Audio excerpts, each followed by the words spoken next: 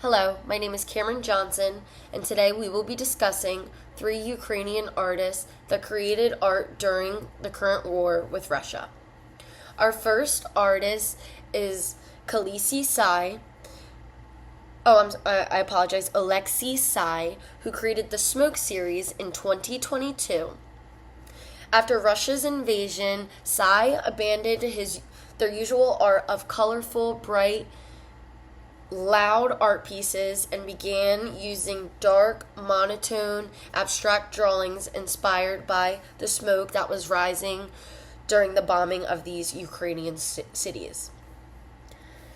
Sai explained that using these dark, monotone colors demonstrated the resistance of the invasion. Because he wasn't able to physically fight, his idea was to fight through the creativity of his artwork.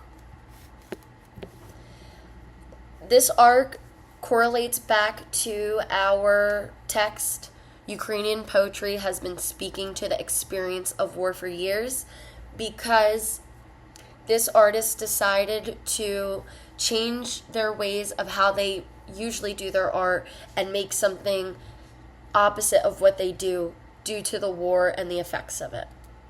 Our next artist that we will be discussing, who created the Kiss Before the Evacuation in 2022, the artist's name is Natalia Amirova. Sorry if I butchered that. This work portrays an intimate moment between two people moments before they are forced to separate because of the Russian invasion.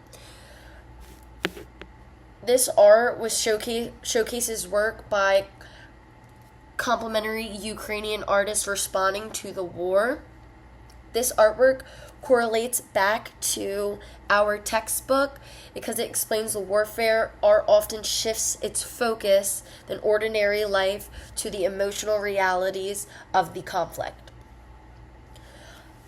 Rather than the artist depicting something from war and something that can be scary or more so dangerous, the artist depicts the human side of it and what actually happens to these people, that they lose their loved ones, they get their love, their hope, it all gets diminished, and this represents that one last kiss goodbye.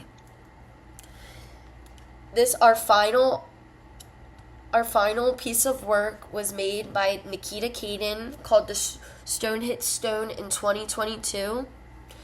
Nikita's artwork focuses on history, memory, and the effects of war on society. The materials used for this art piece were debris from the cities, from blown up homes, areas. The material used was from the war that is going on. The damaged buildings, founded objects, and drawings inspired destruction of the Ukrainian cities.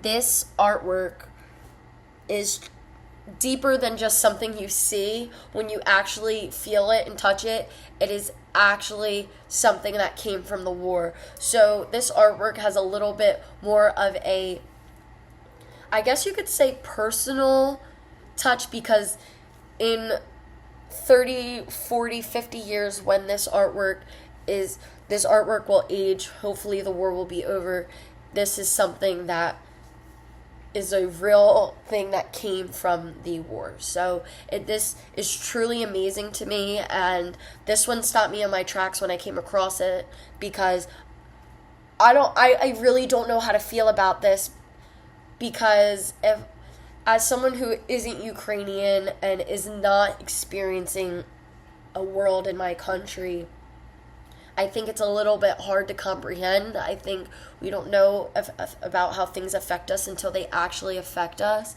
So I think that's why we're not affected as much, or I could say me, sadly. But this artwork really put it into perspective. Like, they can go pick up this these materials off the ground, and it could have been someone's home or anything, and it's used as artwork to represent the war that's going on.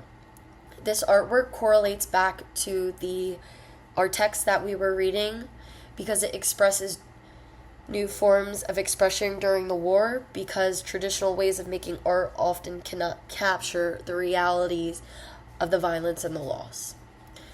So today we discussed about 3 Ukrainian artists that have been affected by this war, and they are able to create artwork that connects with people.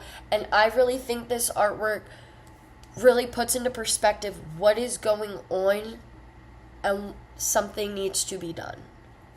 It's just truly sad.